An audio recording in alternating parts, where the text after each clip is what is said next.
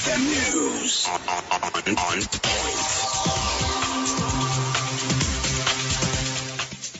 News on XFM. I'm Chris Tim.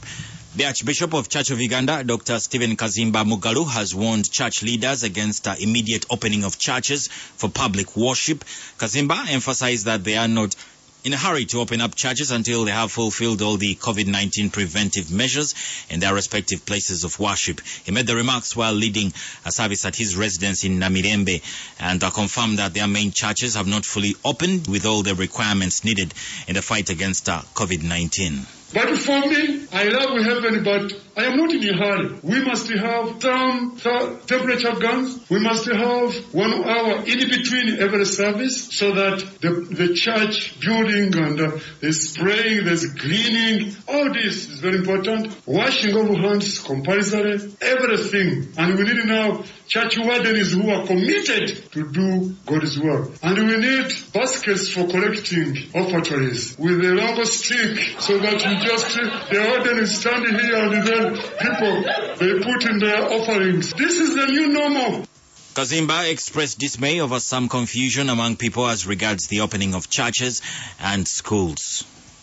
People have been asking questions, when will churches open? When will churches open? We are tired. And some others have been so much troubled. When will schools open? And last week the president, really in his address, he said, okay, churches are going to open by only 70 people are needed.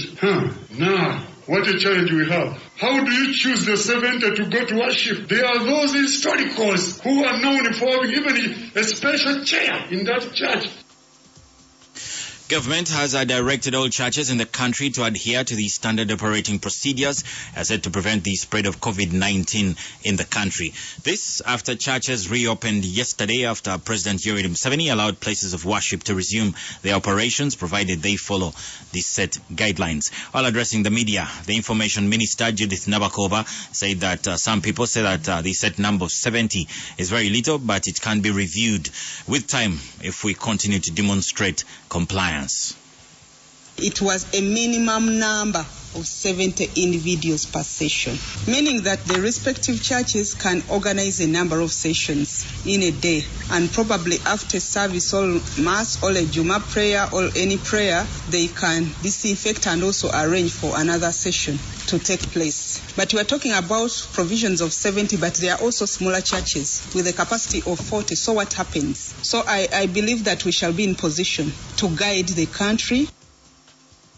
Meanwhile, Uganda's ICT Minister Nabakova has asked the police to monitor and enforce these guidelines as the president directed. Security is part of the district task force. They will be working hand in hand to monitor, guide, and see the whole process of implementation of the standard operating procedures. Even if you are few, at least let's have some distance. Let people put on their masks. Let's have sanitizers around. At least if we can follow the guidance given to us by the Ministry of Health.